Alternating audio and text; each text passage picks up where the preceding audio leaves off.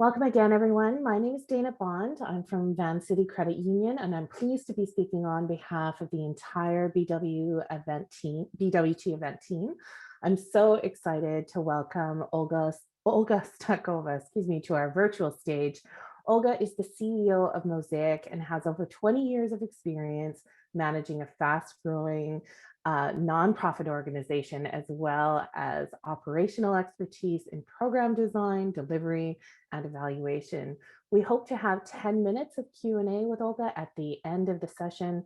So please, any questions that you have, enter them into the chat window at the bottom of your screen, and we'll be monitoring that throughout Olga's talk. So please welcome Olga to our virtual stage.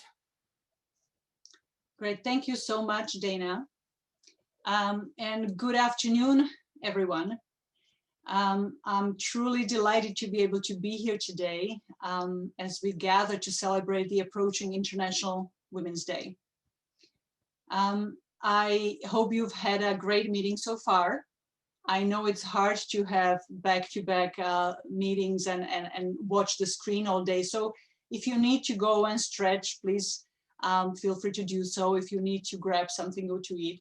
But also if you feel comfortable having your cameras on, please do so too.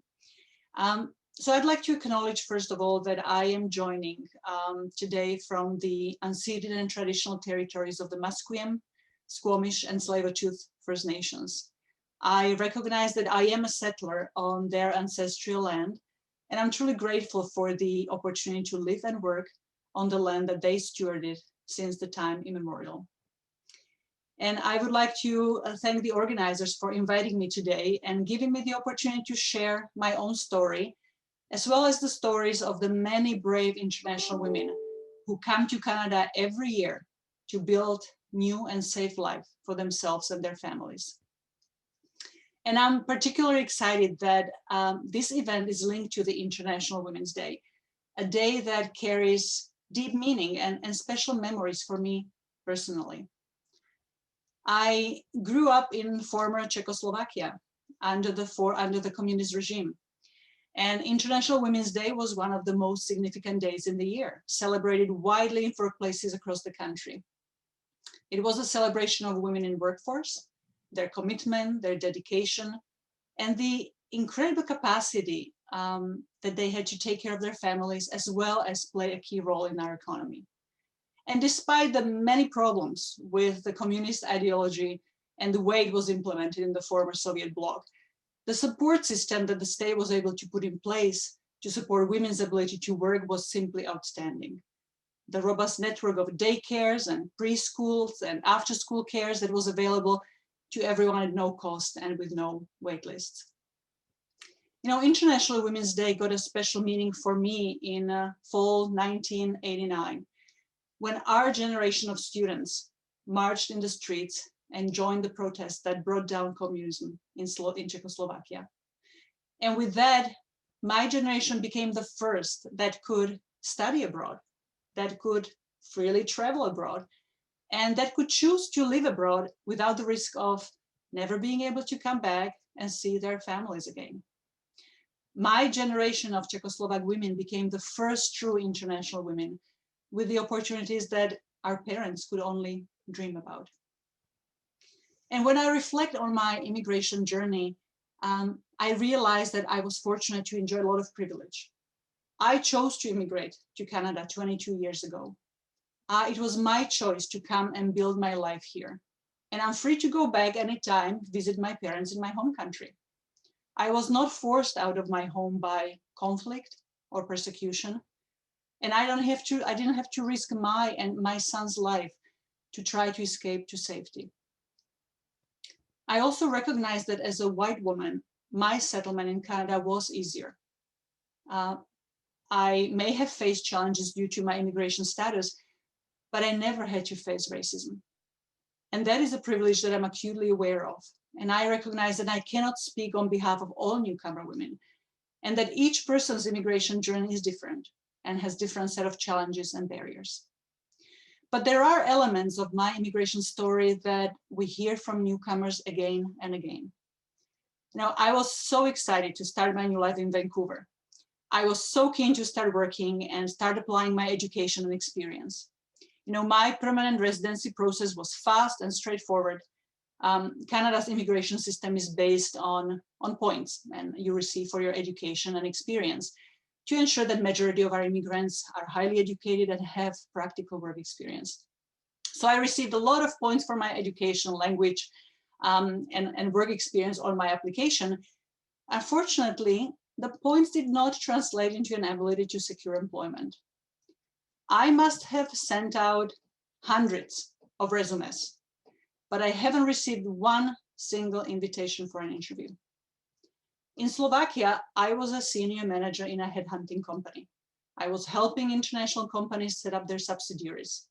And I did not expect to have a position at the same level, but I was at least hoping to have a job, an office job, and to start even at an entry-level position. When I reflect on my experience, I recognize that, my resume looked odd. There was a 3-year gap where I was taking care of my son and relocating to Canada. I was applying for jobs that, based on my resume, I was overqualified for, yet I didn't have a chance to get a job at my previous seniority level. And I can understand why a hiring manager would find it too confusing and pick a more straightforward resume of candidates who have a traditional career progression and the experience in similar positions. And as many newcomers, I did not have the luxury to wait for the perfect job. I had to provide for my family, so I took a job in retail, a job that paid minimum wage and would not cover the cost of a daycare for my son. And this immigration journey is not unique to me. In my current role, in an organization that works with newcomers, we hear this story every single day. Underutilization of immigrant talent is one of the key economic issues that is facing our country. Most of immigrants come to Canada under the economic class, where applicants are selected based on their education and experience. Yet research shows that there is a great mismatch between the experience and jobs that immigrants held in their home countries and the jobs they're able to get in Canada. Less than 40% of newcomer professionals work in skill commensurate jobs. The Conference Board of Canada estimated that immigrants would earn close to $13 billion more per year if their skills and educations were recognized. Just imagine the unrealized tax revenue for our country. But it's not really only about impact on the economy. It is about the toll on the mental well-being of newcomers, created by this mismatch between the expectations that are created by our immigration system and the reality that they face on the ground. Now, I was fortunate that through my network, I got an interview and was hired as a receptionist at a new not-for-profit that started back then at Simon Fraser University. I was very fortunate to find an employer who was willing to give me a chance and willing to look beyond my lack of work experience in Canada and was able to hire me even though my English was not perfect. He decided to give me a chance to prove my skills on the job. And it is thanks to this opportunity, thanks to that one employer among 100, that I am able to stand in front of you today as a CEO of one of BC's largest settlement organizations. And it is not just that I found an employer who gave me a chance. I found a mentor. I found a champion who believed in me, who continued to push me way outside of my comfort zone, and who continued to create opportunities for me to advance my career. I spent quite a bit of time reflecting on what contributed to my success and what can be done about helping newcomers find meaningful employment. And there's a lot of government programming that focuses on helping newcomers integrate. And those are all very helpful. But it is a solution that only works with one side of the equation, the newcomers. And for any solution to truly work, it needs to focus on both sides of the equation, the newcomers, but also the receiving communities and employers. So when I'm looking at underemployment of newcomers, I don't see it something that the government should be solving or the immigrant serving organizations should be solving through the to that programming, we really need to look at what we as a society, what we as employers can do, because the solution lies with us, with all of us. And that's why I'm so excited to be here today and engage in a discussion on how we can create space for newcomers, and in particular, newcomer women to shine and succeed in our society and our workplaces. You know, I think it's very timely that we speak about creating space for newcomer women's success, especially this year as Canada is experiencing a recession. And many call it she-cession due to the disproportionate impact on women and their participation in the labor market. The pandemic has pushed women's participation in labor force to its lowest in 3 decades. And while all women in Canada have been impacted by the pandemic and this recession, let me share with you a few data points around why I want to focus the discussion today on newcomer women in particular. In 10 years, by 2031, over 27% of Canadian female population will be immigrant. 85% of recent female immigrants identify as racialized. Immigrant women are highly educated, and most of them are admitted under the economic class. Yet, racialized newcomer women have consistently the lowest employment rates and significant pay gaps compared to newcomer men or Canadian-born women. Back in January, Statistics Canada did a labor force survey and found that the average unemployment of Canadian residents was about 9.4%. Yet the unemployment of racialized residents, which most of newcomers are, was double that. And equally qualified racialized newcomer candidates need to send 50% more applications than Canadian applicants to be invited for an interview. And this is, I think, where we as a society and we as employers need to do better. And we each can make a difference and contribute to the change using our own privilege and the sphere of influence that each of us have.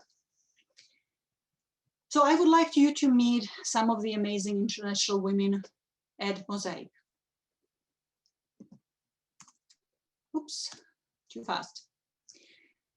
I would like you to meet Zarguna. Zarguna is a refugee from Afghanistan. She grew up in Kazakhstan, where she did all her schooling.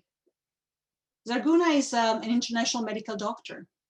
After arrival in Canada, she wanted to stay in the field, in the medical field, but was not able to do that. She applied for a job in Mosaic, and we hired her as a frontline worker. But her expertise and passion for newcomers and newcomer health became obvious very quickly. And we created opportunities for her to spend some of her time on the new area of newcomer health exclusively. Over time, she has created a new department at Mosaic. It's because of her background, her expertise, and her passion. Mosaic has been able to establish ourselves as the leader among the settlement sector around newcomer health. We were able to tap to new funding opportunities, to new federal funding, especially through Health Canada, and significantly enhance our programming and budget through this new funding. I would like you to meet Amal and Itap. Amal, on the left, came to Canada as a refugee from Sudan. She was a teacher in Sudan and Egypt. And upon arrival in Vancouver, she became very involved with the Sudanese community and became a community leader. Of course, she was not able to practice as a teacher in Canada. So again, we hired Amal as a frontline worker, and her connections with the Sudanese community and her knowledge and awareness of the Arab and African cultures have helped us strengthen the support and programming for clients coming from Africa, as well as the specialized programming focusing on clients with multiple barriers to settlement. Mosaic was the first organization to pilot a new approach to client support that is currently held as the best practice across Canada, and again able to secure additional funding and lead a coalition of service organizations across Lower Mainland. Itap, on the right, immigrated to Canada from Egypt. She has a business background, bachelor's in business administration, and worked as an office manager and finance officer. When she came to Canada, she really wanted to find a job in the business sector. Unfortunately, she was not successful to do that. And again, she started at Mosaic as a frontline position, assisting newcomers to get employment. And it became very obvious quickly that ETAB has amazing people and networking skills. She's a born salesperson. She's also very resourceful and can figure out new concepts and try new ideas.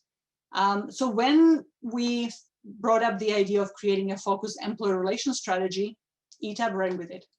And she's now in charge of our business development, not only for building strategic relationships with employers, but also leading the business development strategy for our interpretation and translation services, the social enterprise part of Mosaic that we depend on. And I'd like you to meet Daisy. She is the third on the left among the group of clients. Daisy immigrated from Hong Kong, where she worked as an executive assistant.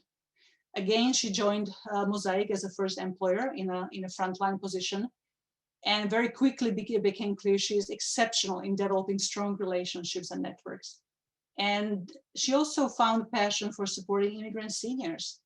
And that passion led to creation of senior-specific programming in Mosaic, including many innovative initiatives like the multicultural choir, senior choir that she leads. And again, initiatives that created a lot of visibility and recognition for Mosaic in the sector and among our funders. The one thing that all these women have in common was that they all were overqualified for the jobs that they applied for. And they did not have the traditional experience that we would look for in social or settlement workers. But we were able to recognize the core competencies that they each had and further help developing and leverage their strength and expertise and passion in driving new initiatives. And it's because of these women and many other newcomer women that Mosaic was able to create a number of unique business lines that distinguish us from our competitors.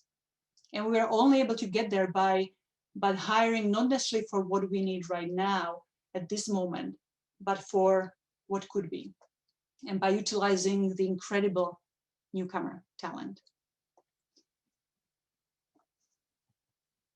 So I would like to, before we talk about the solutions, because I would like today's conversation to be focused on the solution, I would like to talk a little bit about some of the misconceptions out there that often get in the way of getting at the heart of the problem.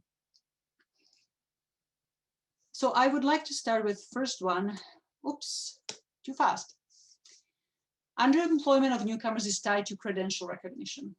Whenever I talk to funders or anyone about underemployment of newcomers, the conversation always goes to credential recognitions. While credential recognition is important, it is not the only barrier, because we witness significant underutilization of newcomers even in non-regulated positions. Now, research studies found that achieving Canadian work experience is more important than in terms of affecting earnings than education. And it is my strong belief that one of the most significant barriers for newcomers is the inability to get the on-the-job experience that would allow employers to test their readiness, but also provide feedback on actual training gaps, as well as equip newcomers with the networks and references they need to grow their careers and for their future jobs. You know, studies have shown that the first 3 years after arrival are the most crucial. If you do not find employment in your field within the first 3 years, your chances dramatically decrease over the years. And you are more likely to continue working in low-paying jobs, providing little job security. The second we always hear is newcomers, and actually there are studies. There are studies that have been done by the government say that, well, newcomers come with low expectations. So the fact that they can't get the jobs that they're looking for is not impacting their quality of life.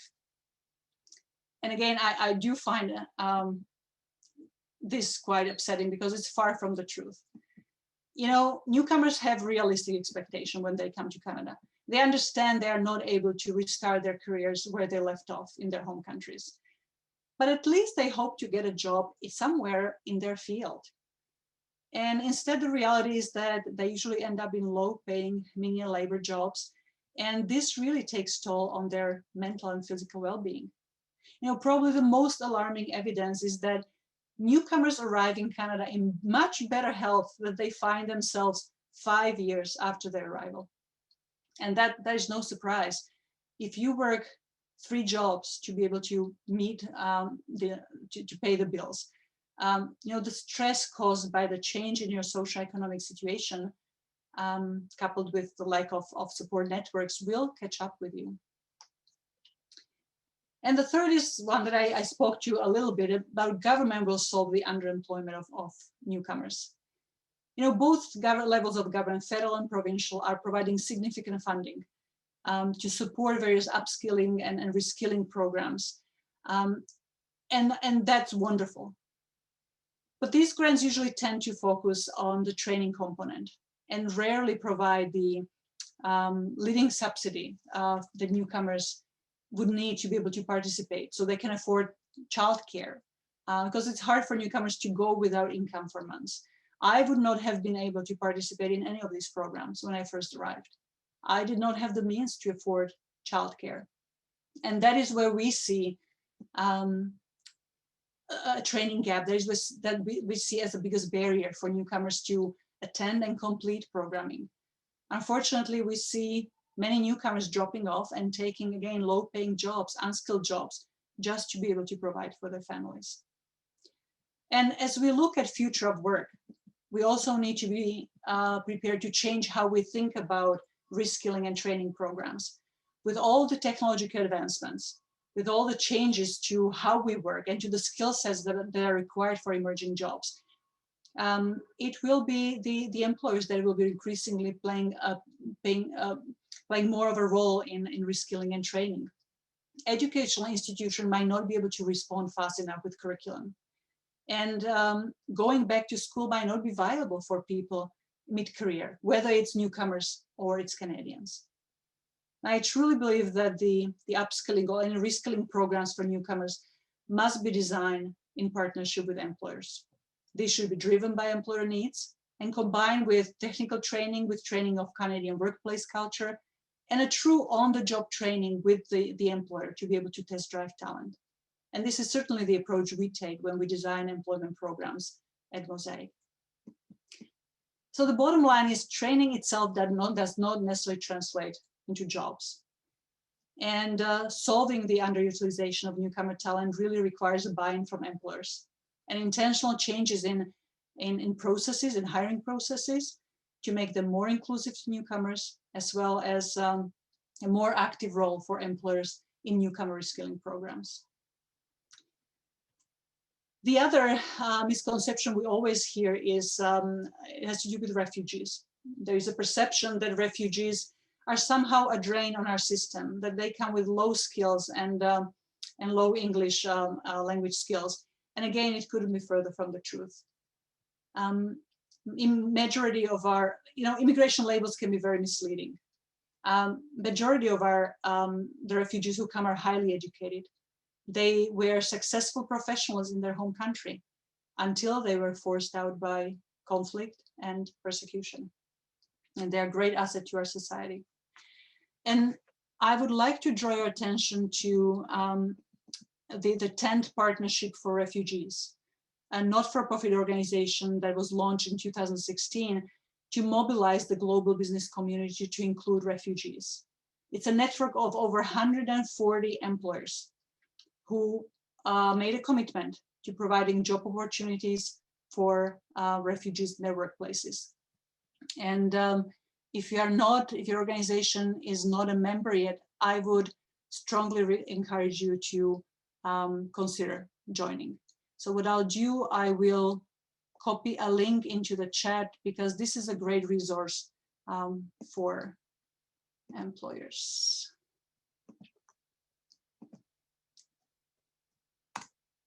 So you should see a link to the 10th partnership in the chat right now.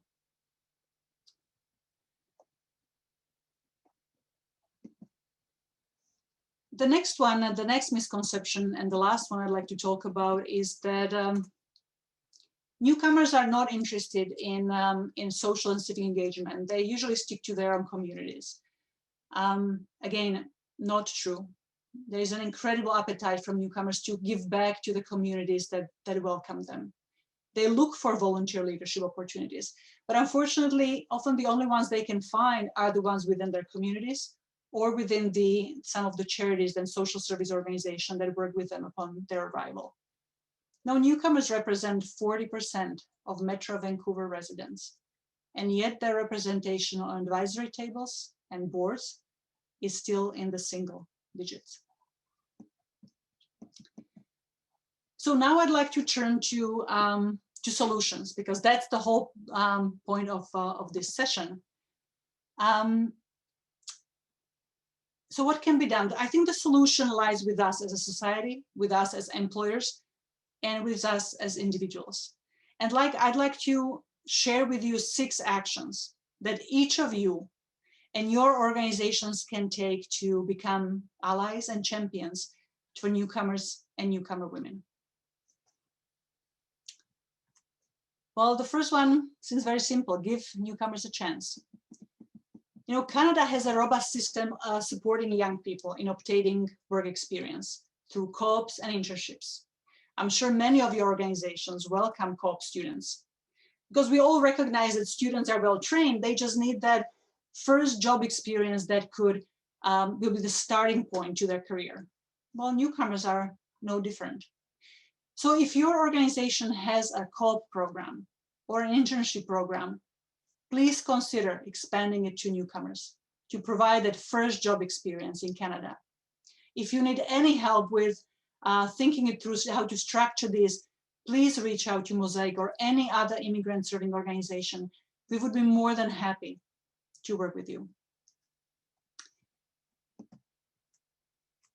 Oops, I'm going too fast. Revisit your hiring practices. Again, if you want to, or if we are trying to create more opportunities for newcomers in organizations, it really requires intentional steps.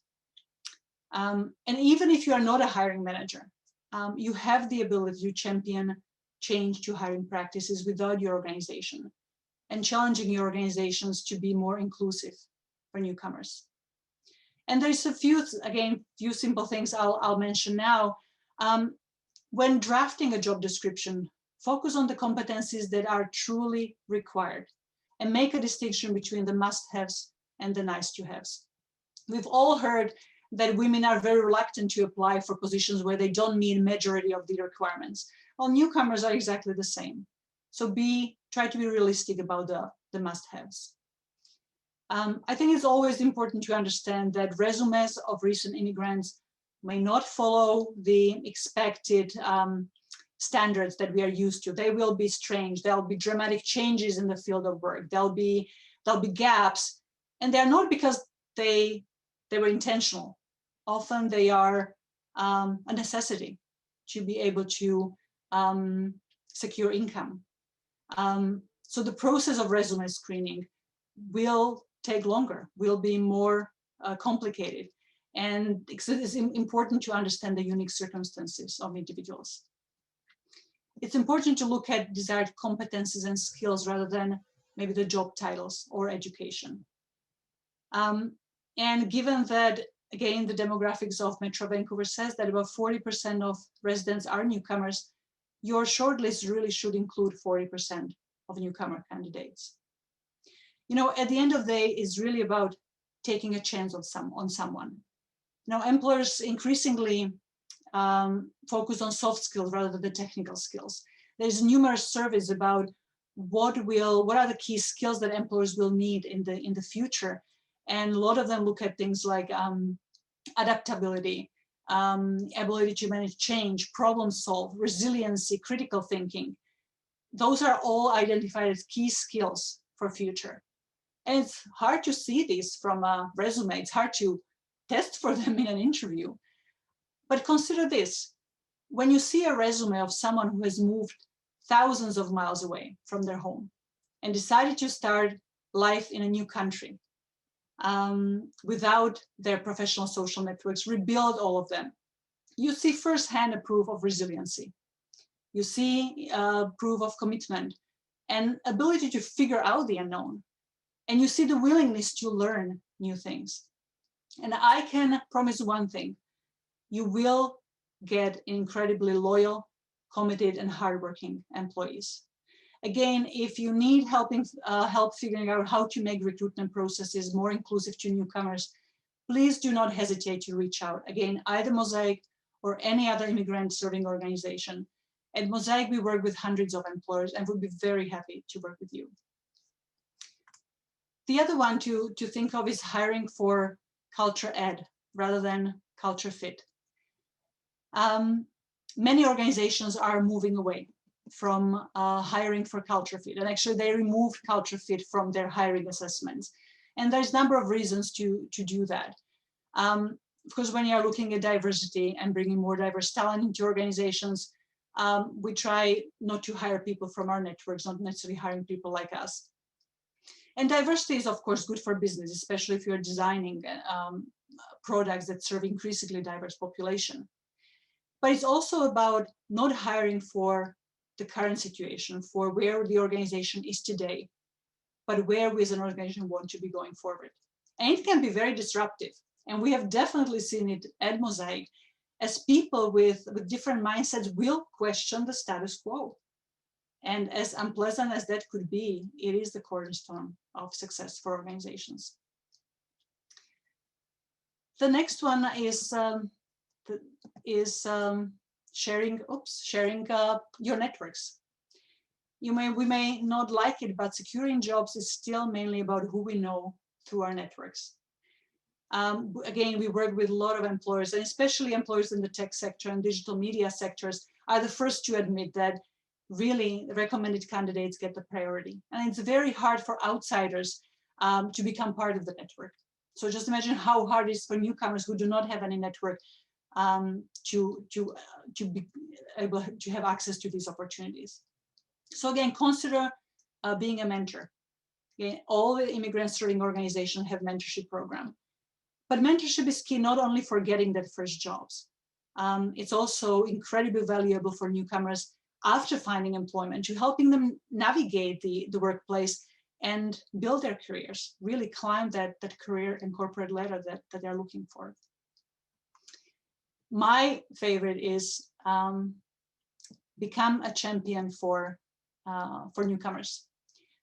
You know, it's not only about helping newcomers get that first job.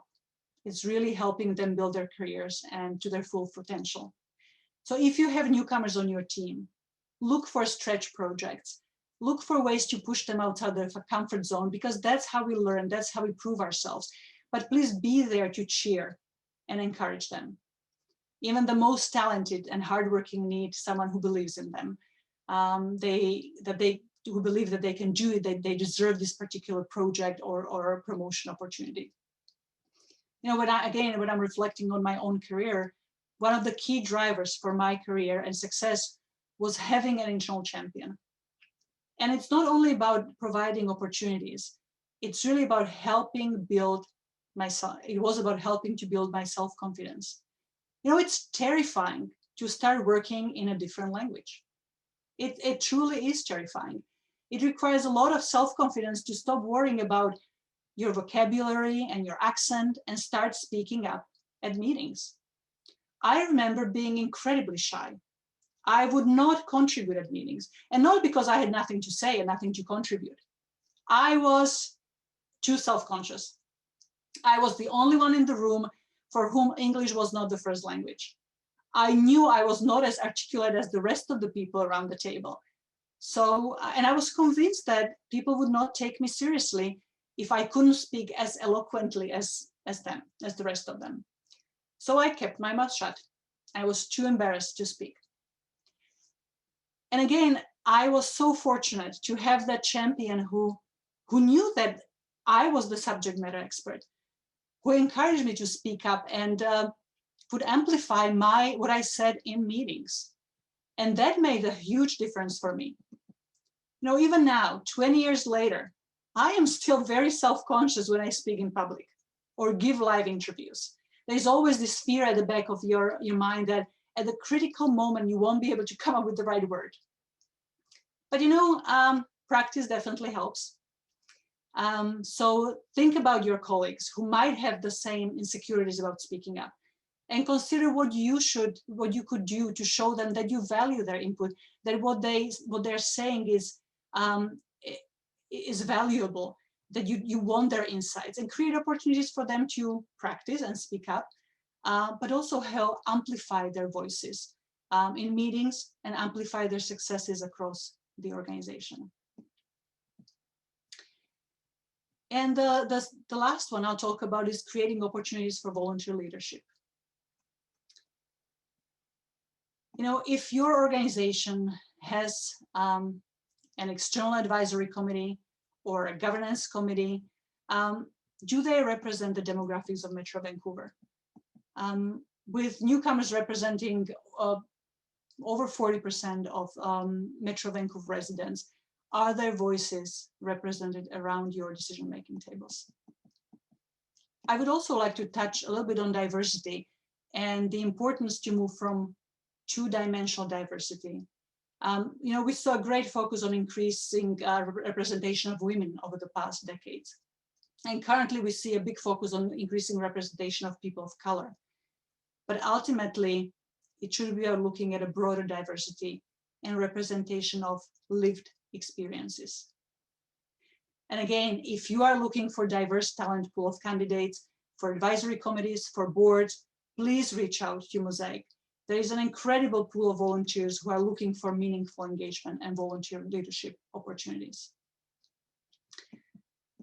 I would like to conclude with actually sharing a great resource for you. Just this morning, the Toronto Regional Immigrant Employment Council released a new study, a new report. They've interviewed a number of managers at the middle management level, as well as executives. And the report really talks about the importance and the critical role that middle managers play in creating inclusive workplaces. While the executive may decide that diversity and inclusion will be a priority for the organization, it's the middle management that actually has to implement. And they have the power to do that because they are able to decide who gets hired, who stays, who gets promoted. But there are challenges, and middle managers, they understand that diversity inclusion is important and they have the best intentions, but they're also struggling to balance their time and efforts that they spend on inclusion versus meeting other business objectives. So the executive teams need to be able to provide middle managers with the skills and training and the accountability framework that will focus on inclusion and diversity, and that also values and creates incentives for building inclusive environments and working environments. So it all goes back to being intentional, to transforming learning into actions, and to embedding inclusivity across all aspects of our organizations, in our values, in our organizational goals, policies, practices, performance management system, compensations. So what I'll do, I will, again in the chat, I will share with you the link of that report because I found it really quite useful.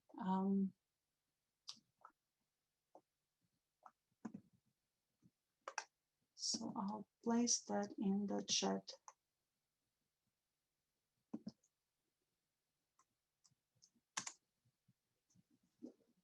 And you should be able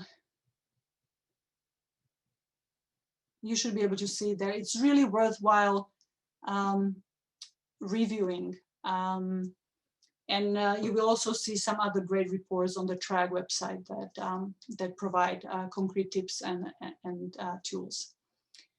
So I would like to conclude here. I've been talking a lot. And again, thank you for taking the time to listen to my story and my call to change. I really hope you found some useful tools, and there is more useful tools that we can, again, any immigrant serving organization can help you provide. And I hope that you all found some ideas that you either personally or your employers can do to truly create an inclusive British Columbia where everyone has the opportunity to contribute meaningfully to our society and workplaces. Now I will I also, I think we have, and there probably are questions. I was hoping we would not have time to go to a breakout, but there is questions that, oops, I'm trying to share, sorry about that. I was interested in. But maybe there are other questions, other thoughts in the chat. Sorry, I wasn't able to monitor the chat, but I understand Dana was able to keep an eye on it. Definitely. Did you want to go through your questions first or go through the questions we have? We do have a few. We could go to the questions we have, but if anyone has any thoughts on some of the 3 questions that I posed, if you could share in chat, I would like to understand what, when you reflect on your own personal journey, what helped you the most building your career? What can you personally do to support newcomers in reaching their potential? And any best practices that your organization actually might already have for inclusive hiring and promotion practices. If people want to answer those questions for Olga, you can definitely throw them into the chat. We'll try and compile them for you and maybe read out a couple as they come through. But let's start with some of the questions that we have. Thank you so much, Olga, for sharing your own personal story. And then really, I personally found it very informative about the path that immigrant workers take within Canada. I don't think I knew a lot of the information that you shared, so it's given me a lot of things to reflect on. What do you think are some of the perceived fears that employers have that make them not hire an immigrant worker? And how do we battle through those fears or maybe even prove them wrong? Mm-hmm. And again, many might, the first might be, and we see it often, is the expectation or assumption that the newcomers, that their English might not be good enough for the job. Right. And that's why I'm even when I talked about even thinking what you need for the position, like thinking through the must-haves and the nice-to-haves, because yes, that's reality. Some newcomers have perfect English, so I don't want to speak on behalf of all the newcomers, but if you're like me, that you grew up in a different language and you did all your studies in a different language and you learned the language as an adult, you will always have an accent, and your English will always be imperfect, as my son reminds me daily. But so for my job as a CEO of Mosaic, is it, yes, I need to be able to be articulate, I need to be able to get my point across, I need to be able to write, but my writing is not perfect. I still can't figure out when to use a and when to use the, and I just don't have an ear for certain things.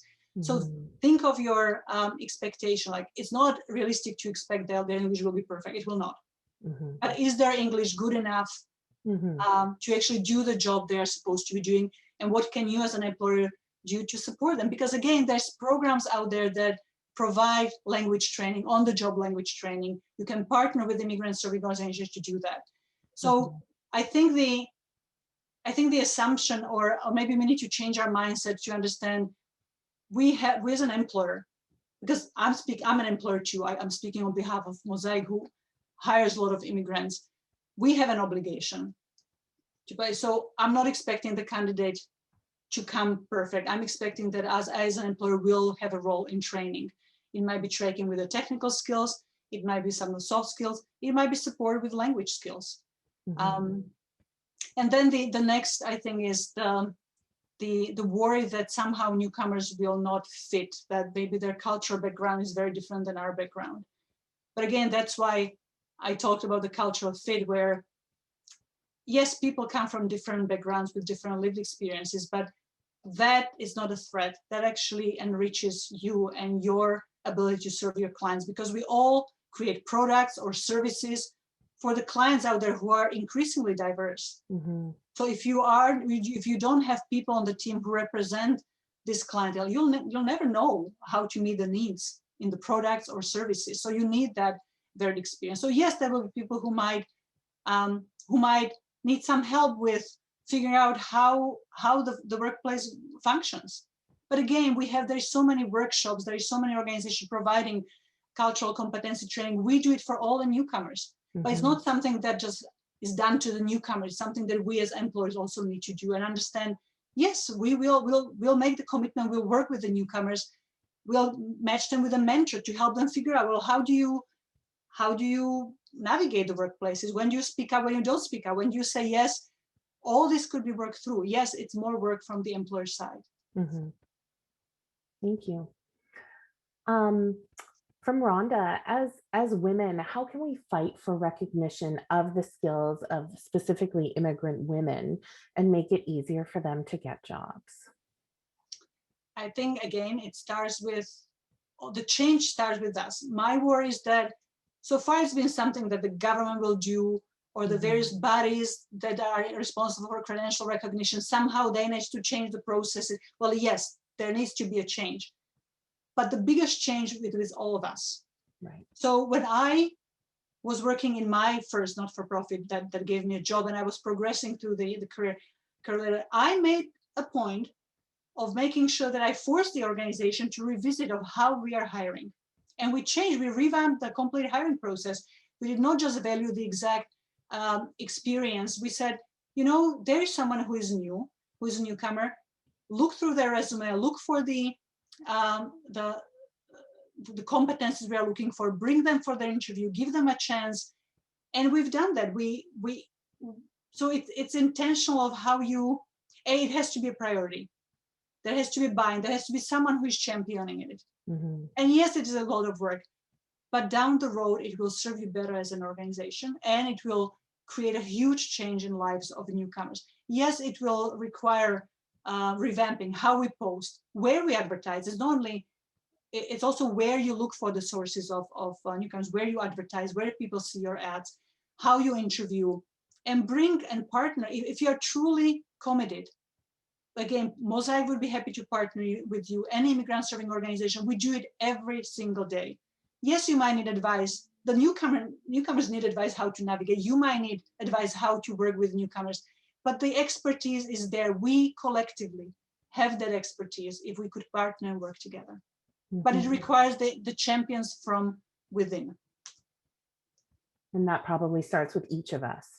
And that's why, exactly, I'm so thrilled to have this opportunity, because it's not about the hiring managers. Right. It's not about the CEOs.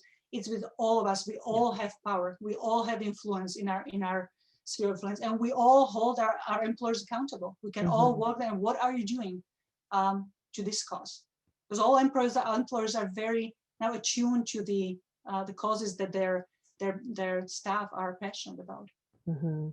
And that actually segues well into our next question, talking about our own personal networks. And Marie has a question, and she says, I've come to realize that Canada has a unique hiring process where most jobs are available or secured via networking. In your opinion, how does this impact diversity and the ability of newcomers to access available jobs based on merit in a level playing field? Yeah, no, newcomers feel it's just not, they can't get through. They can't get into certain jobs. Mm-hmm. You're absolutely right. And as I said, when we talk to employers, they all recognize, the tech sector in particular, is that, yes, we recognize this is an issue. Mm-hmm. And the problem is that on one hand, yes, like you are more comfortable hiring someone who someone recommended, but chances are the recommendations come through your networks of people with very similar backgrounds, very similar lived experience. So you're not getting the diversity. Again, you are hiring for the culture fits, people like you. And it is comfortable. It's an easy space to be in with people who are like us. Mm-hmm. But that's why there needs to be the intentionality to say, look, this is not serving us well. Let's change our hiring practice. Where are we looking for that talent? So I think that is a big barrier. And I think organizations recognize that is an issue.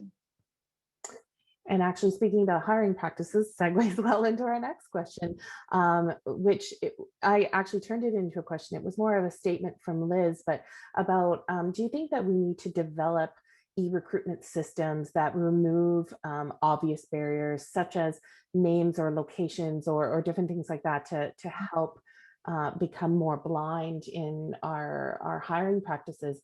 Do you think that would help immigrant candidates move forward in the selection and hiring process? It might, but also education might help, and our awareness of our own biases. And right. There is training everywhere now around cultural competencies and our inherent bias. We all grew up with biases. Like it's not something we should be ashamed of. It we should realize that we all have biases, we all have blind spots. So doing that work, understanding the biases, and yes, putting systems in place that would not allow for those biases to play. And it might not be blind system, it might be, there's a lot of organizations, especially organizations that are looking at how to interview, how to assess candidates based on their skills and competencies rather than their job titles. It might be relevant what job you held as long as you have those and can demonstrate those competencies. So how do you move to that competency-based assessment?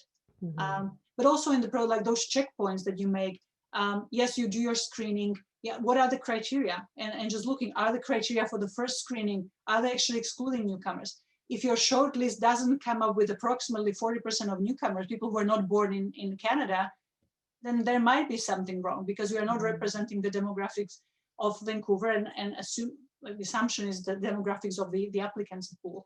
And where are you advertising? If you want to diversify, do you go to the same, do you go to LinkedIn, or do you go to the same, or do you need to expand actually and advertise in the places where more diverse communities are? Excellent. And that the next question stems right into that. And how do we fiercely battle the ongoing bias about the excellent skills that immigrants have that are perceived as not credible in Canada? It's all of us. It's about amplifying the stories of the newcomers, even on your team, like and talking about their successes, about giving space. And I'm so grateful that you gave me the space here to talk about newcomers, to my own experience, but the also experience of newcomers, bringing people. So it's the education. But it's also,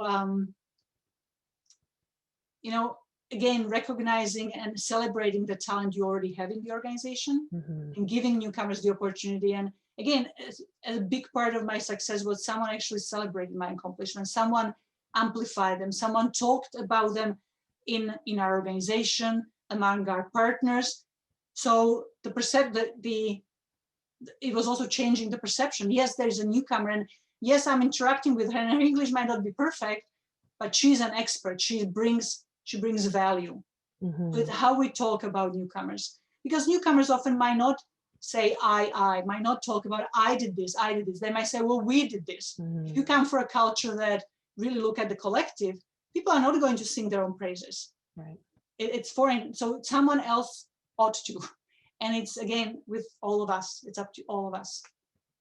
Like we talk about women. How do we lift each other up? Like, how do we help lift newcomers up? The next question, what are your top 3 tips or tricks that you could suggest to a new immigrant woman looking for employment in Canada? Well, the very first we say, make sure you contact immigrant serving organizations. There's a lot of employment programs and mentorship programs right there. So that's already. Join networks. There might be professional networks. There might be, start networking. I know it's hard now during the pandemic. You have to do it online, but start meeting people, because we're not going to change the system overnight. It's still going to be about the networks. It's still going to be about someone recommending you. And I benefited from that system too. So get out there, get talking to there's various groups. There's International Women in Science. There's countless groups that you can be part of, and get active, get to know people. I think those are the 2 top that we usually start with. Okay.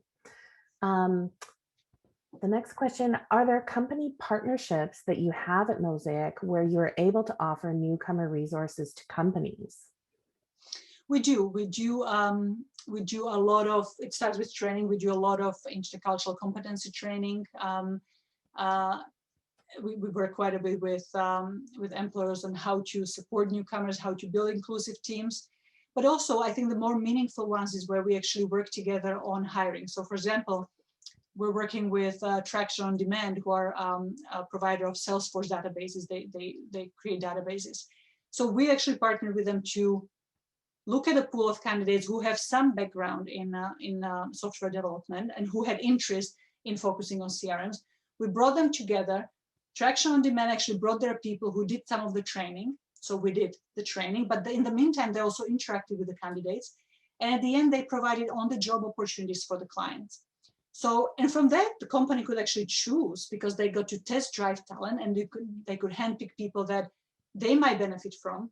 But at the same time, they're able to talk to the other candidates, say, look, you really need to work on X, Y, Z, or maybe we can recommend you here. And the candidates actually had a real work experience in Canada with a Canadian employer they could put on their resume as they are looking for future jobs.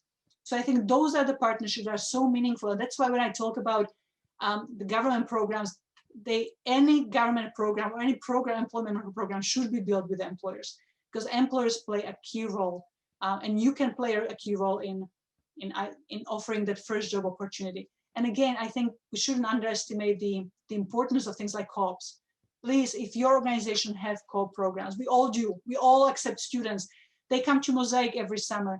We recognize we have an obligation to help students.